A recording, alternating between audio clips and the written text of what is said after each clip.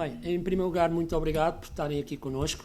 Queria, antes de mais, fazer alguns agradecimentos. Naturalmente que, em primeiro lugar, realmente para o Dr. Luís Filipe Costa, presidente do IAPMEI, que tem sido um dos grandes suportes das atividades desenvolvidas pela GES Venture, e não só pela GES Venture, mas eu penso por muitos empreendedores e muitos empresários portugueses, e por isso, neste momento que se arranca com mais esta edição, não podia deixar de lhe agradecer publicamente todo o apoio que nos tem concedido.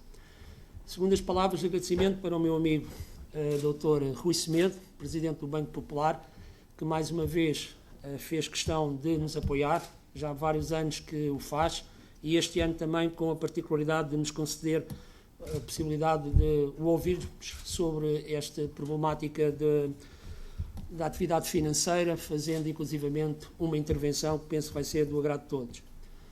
Depois uma palavra de agradecimento para o Dr. José Fernando Figueiredo, presidente da Sociedade Portuguesa de Garantia Mútua, que também vai participar após o coffee break, também por todo o apoio que nos tem concedido.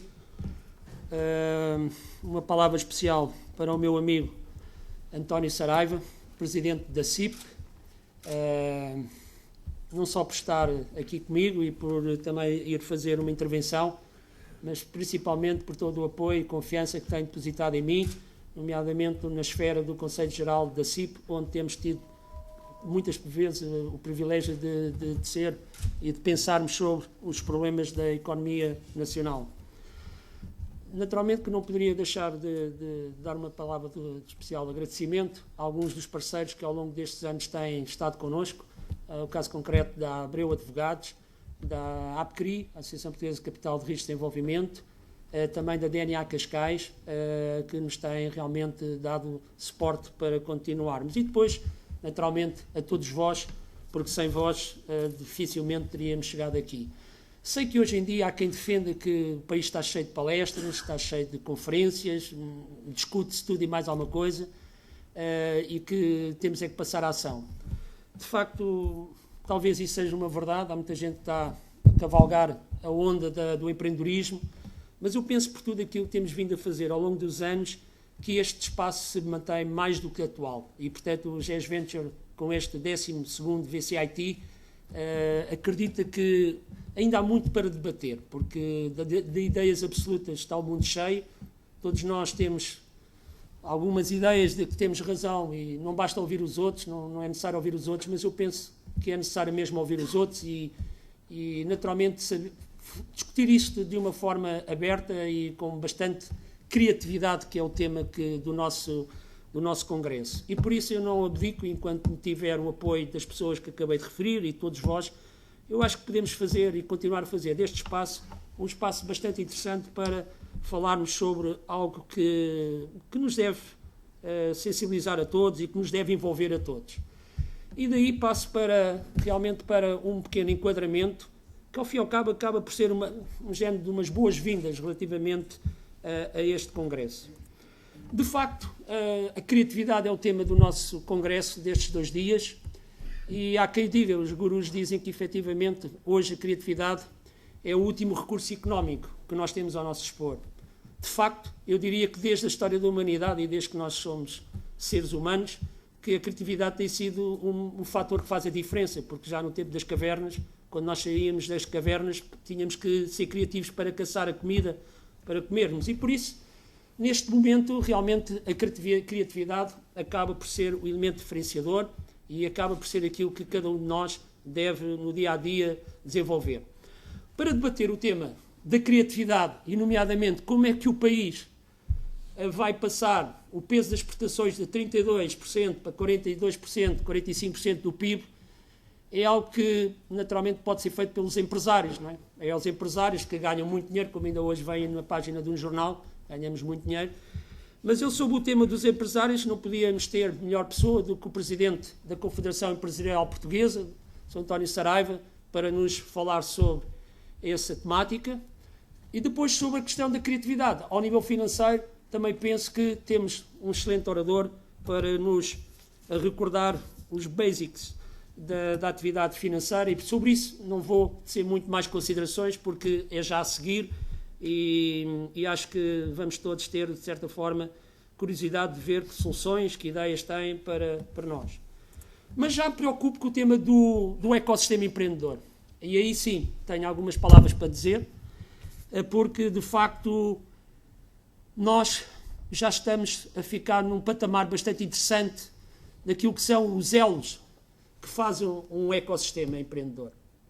Mas, porém, esse ecossistema continua a demorar a arrancar.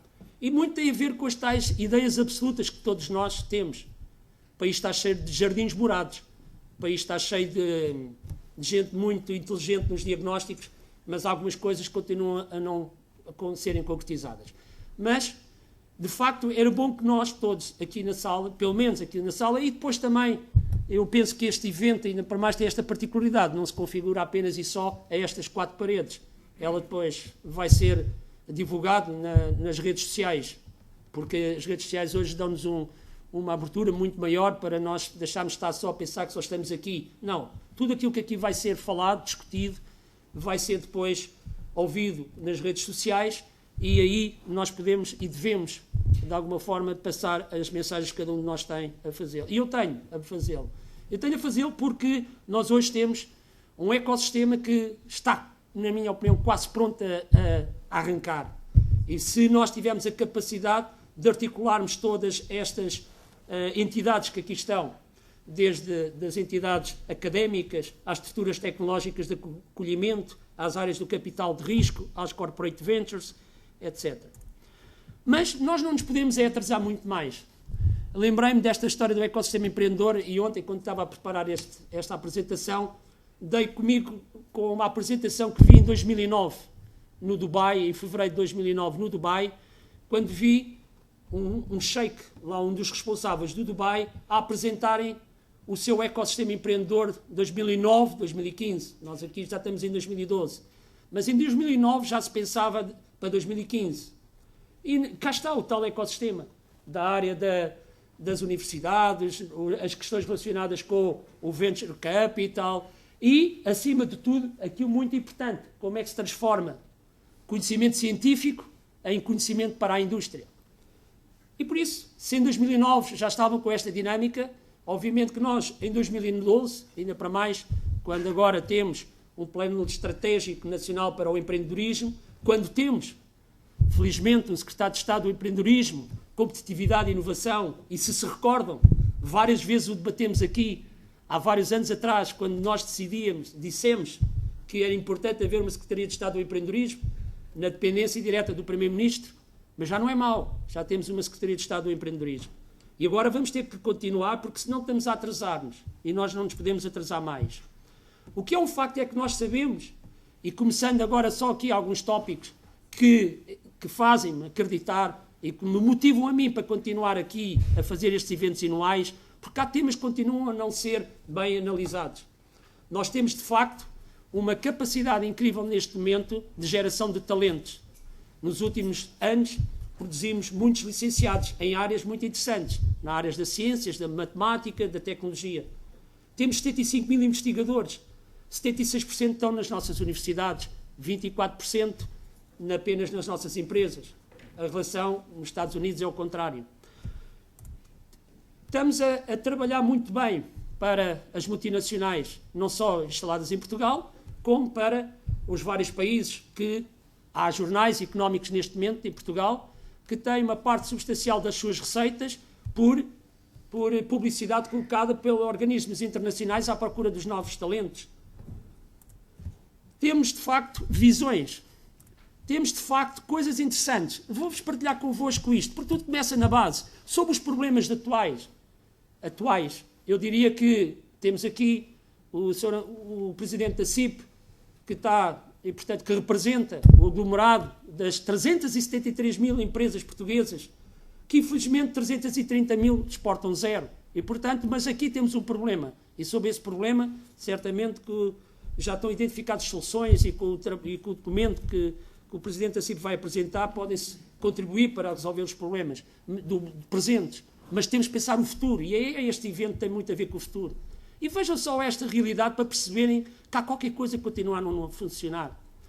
Hoje em dia sabe-se que os jovens que têm acesso a programas de empreendedorismo em idade escolar têm a possibilidade de criar 4 a 5 vezes mais empresas do que aqueles que não têm. E mesmo que não sejam empresários, aqueles que têm necessidade de ter emprego, propriamente dito, a taxa de empregabilidade dos jovens que teve acesso a programas de empreendedorismo e idade escolar é muito superior àqueles que não têm. E o que é que nós temos vindo a constatar? Temos vindo a constatar uma forte aposta de alguns municípios nestes programas. Há 66 municípios em Portugal que já estão a ter estas preocupações. Há 12 mil jovens que este ano letivo, 2011-2012, só pelo caso concreto da GES Entrepreneur, tiveram acesso a estes programas. Tiveram 780 professores envolvidos, cerca de 140 escolas, etc. Mas eu pergunto, então, e o resto dos 386 mil alunos que nós temos no básico e no secundário? Nós, como pais, podemos permitir que os nossos filhos não tenham acesso a estes programas? É possível nós constatarmos e continuarmos a verificar que há uma revisão curricular em curso que não contempla as matérias do empreendedorismo? Não é possível que isso possa continuar a acontecer. Porquê é que não se altera, então? Parques tecnológicos, norte a sul do país. É um ecossistema desconhecido da maior parte das pessoas. Não pode ser. Nós temos as infraestruturas de norte a sul do país. A maior parte das incubadoras, dos parques tecnológicos, continuam vazios. Temos a melhor incubadora do mundo, em Portugal, em 2010. Mas continuamos a não ouvir falar nisso. Às vezes recordo-me, quando agora todos nós fomos confrontados com uma boa política, uma boa campanha de comunicação da REN. Não sei se já se aperceberam na televisão, quando passa aquela comunicação da REN, a dado momento é dito: a maior parte dos portugueses não sabe o que a REN faz.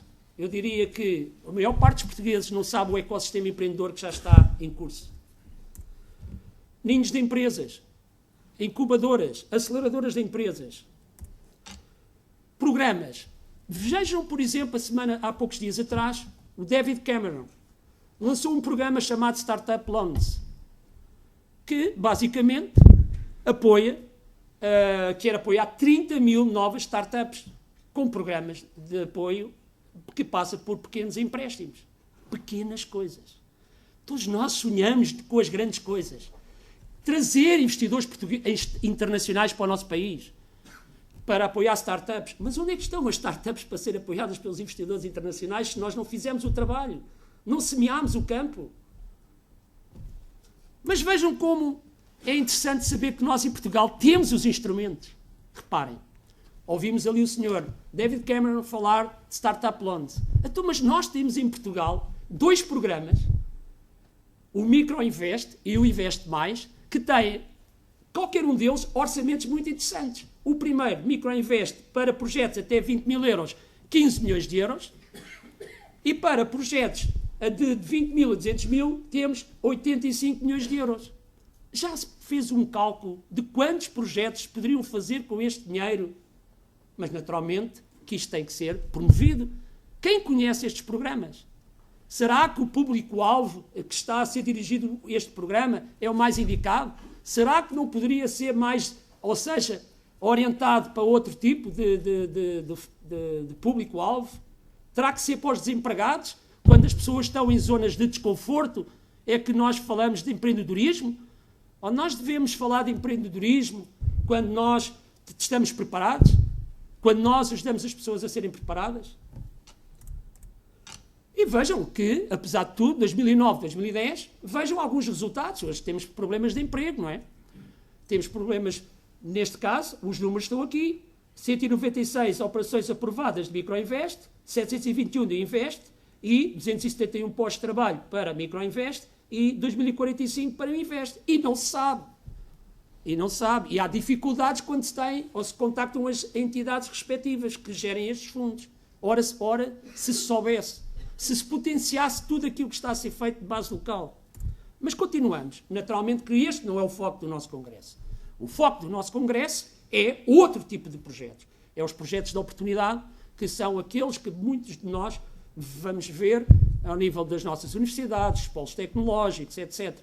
E é isso que nós queremos falar aqui. Porque para estes é aquilo que é o tal ecossistema do financiamento baseado nos instrumentos de capital de risco, os chamados venture capital, os business angels, etc. E aqui tenho sempre que apresentar este quadro para que se possa perceber que nós temos que fazer alguma coisa e sob pena de os resultados continuarem a ser estes. É triste apresentar, é sempre, para mim, então, não é politicamente correto falar sobre isto, mas eu tenho a minha maneira de ser, sou livre e falo aquilo que eu quero. E é por isto que estes eventos eu posso fazê-lo. Reparem, de 2007 a 2011, a indústria portuguesa de capital de risco investiu num projeto de seed capital. No próprio ano de 2011, não sei se conseguem ver, os números estão pequenos, mas em 423 milhões de euros de investimento em capital de risco, apenas 2% foi dedicado à área dos startups. Eu já nem falo em seed capital, falo de startups. Ora, o que me interessa a mim dizer que há milhões de euros disponíveis se depois não há concretização em termos de operações. E vejam que a OCDE tem alguns trabalhos, e tem agora um estudo muito recente, o meu colega Paulo Andrés, depois na intervenção que vai fazer, depois do coffee break, vai abordar isto mais em detalhe, mas é muito interessante ver que, apesar dos governos, pensarem que são as sociedades de capital de risco, por exemplo, que investem em startups, o que é um facto é que são outro tipo de instrumentos, como os business angels, que fazem esse tipo de investimentos. Business angels, de facto, nós estamos e temos em Portugal neste momento um instrumento muito interessante. Nós temos, de alguma forma, 42 milhões de euros disponíveis, já não estão 42 porque felizmente já investimos 7,4 milhões de euros, já fizemos 40 investimentos em cerca de um ano e 2 meses, e dirão-me, é pouco. Eu acho que é muito bom. É muito bom. Para tudo aquilo que se tem feito, é muito bom. As sociedades de capital de risco, por exemplo, fizeram 10 investimentos no valor de 5 milhões de euros. 40 investimentos, é um número muito interessante. Quando eu dou aulas na universidade, no MBA do ISEG, um público-alvo muito interessante. Já vai na 28ª edição. Elite, entre aspas. No início, quando eu dou a cadeira de empreendedorismo, Venture Capital, no início, quando estou pela primeira vez com eles, pergunto: quem já ouviu falar de Business Angels? Quem já ouviu falar que os Business Angels em Portugal têm 42 milhões de euros? Poucos. Quase nenhum. Eu, quando discuti isso com alguns responsáveis, Francisco, que ignorância têm os nossos jovens. Nem sequer sabem que há Business Angels em Portugal. Quem é que está certo? Quem é que está errado? Alguns sabem. E sabem o que me dizem? Francisco, o professor Francisco Banha, a gente não acredita. Isso é só para os amigos.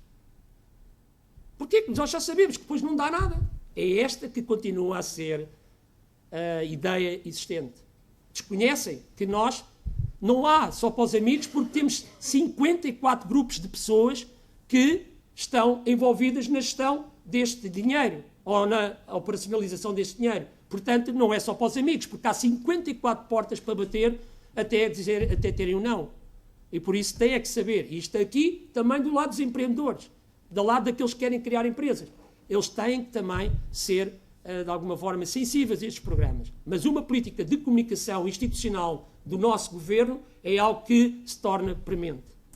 Porque nós temos, para além destes 42 milhões, mais qualquer coisa como 187 milhões. Estou ali 185, mas os números são 187 milhões de euros disponíveis para investir até, vamos considerar, dezembro de 2013. Este dinheiro todo que aqui está disponível para investir até dezembro de 2013. Há fundos para pré-seed, para as universidades, há fundos de business angels, há fundos de venture capital, há fundos corporativos, há fundos para a internacionalização. Mas agora, ainda por cima, ontem foi lançada a ideia da reestruturação do capital de risco público, foi apresentado. Há aquelas 3 entidades que foram fundidas, têm neste momento 140 milhões de euros disponíveis para investir, segundo dizem, em venture capital. Temos milhões e milhões de euros. Temos infraestruturas tecnológicas. Mas nada vai acontecer se não se fizer qualquer coisa. O quê? Eu não sei, não é? Eu posso dar o meu contributo, mas certamente que este é o problema de todos nós. Porque não depende da Troika, estes números. Não depende do Orçamento do Estado português. Depende de haver ou não haver empreendedores, haver ou não haver decisores que analisem estes projetos mais numa ótica da capacidade que os empreendedores têm do que os cash flows libertados, do que as análises de mercado. Porque se queremos projetos disruptivos, é muito difícil fazer investimentos em projetos disruptivos com base na análise tradicional de uma banca de investimentos. Senão não vamos analisar projeto nenhum, não vamos aprovar projeto nenhum. Meter dinheiro numa empresa de hambúrgueres, então já McDonald's, etc., já não vale a pena meter. Numa indústria de redes sociais não vale a pena, porque já há o Facebook. Então nós não fazemos nada. E não vamos investir em nada. Business Angels em Portugal. Curiosamente, o nosso trabalho tem estado a ser, curiosamente ou não, tem estado a ser reconhecido a nível internacional. No passado mês de abril, Portugal assumiu a liderança da Associação Europeia de Business Angels. Estamos na Associação Mundial de Business Angels. Na Associação Europeia de Business Angels estamos 27 países. Num board de 15 temos 2 portugueses.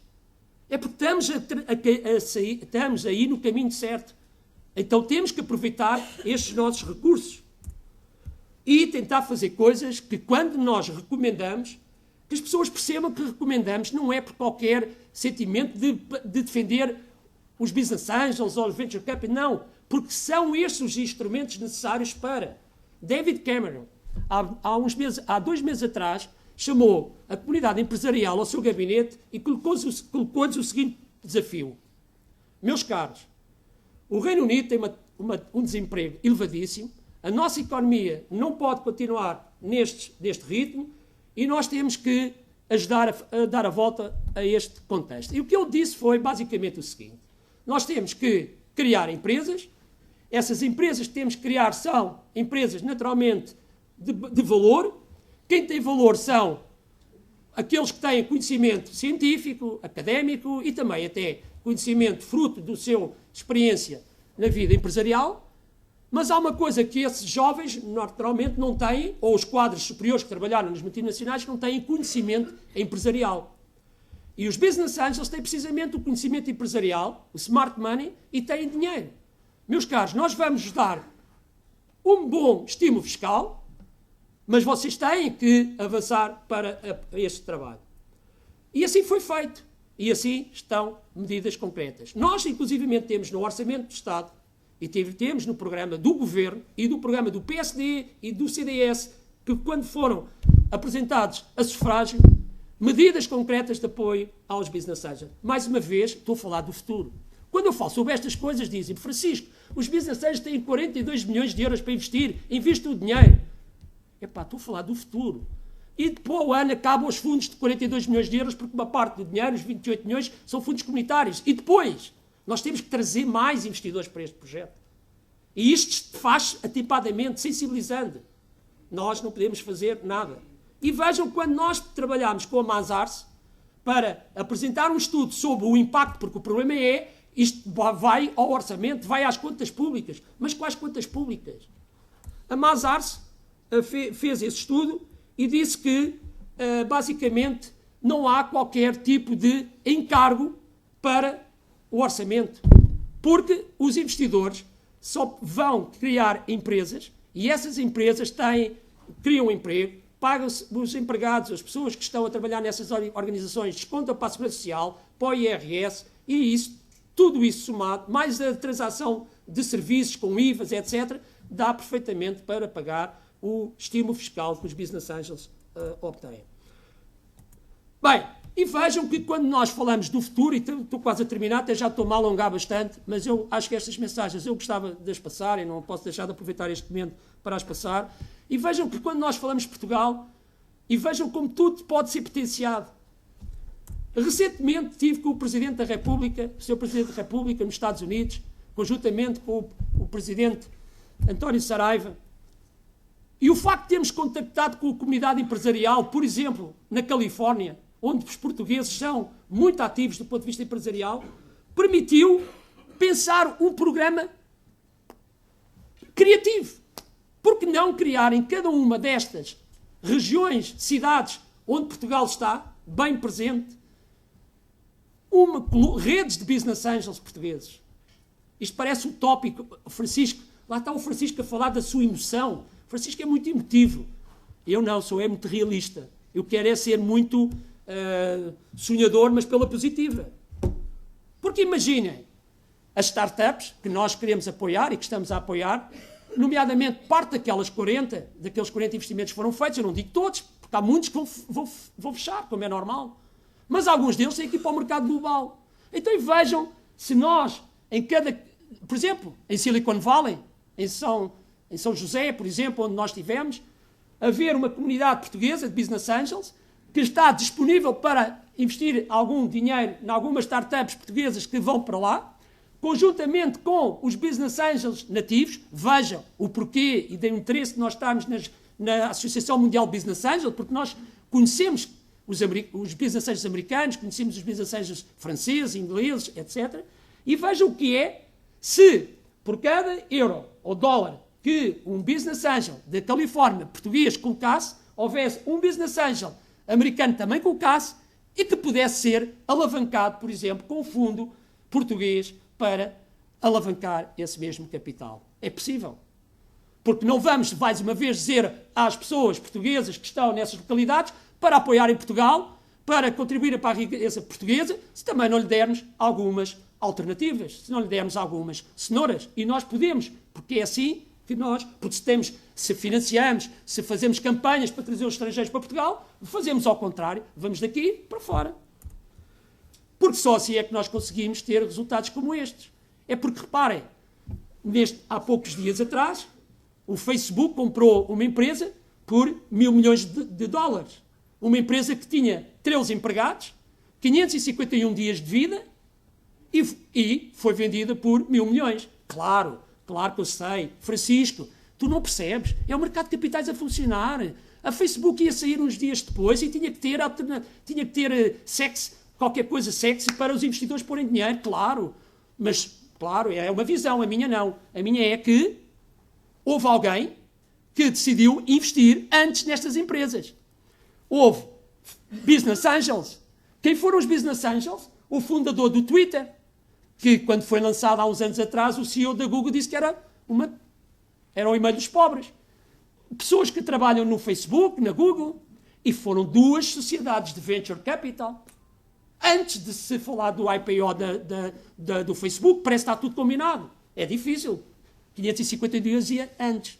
E depois tem-se os retornos. 138 vezes mais ganharam as venture capitals.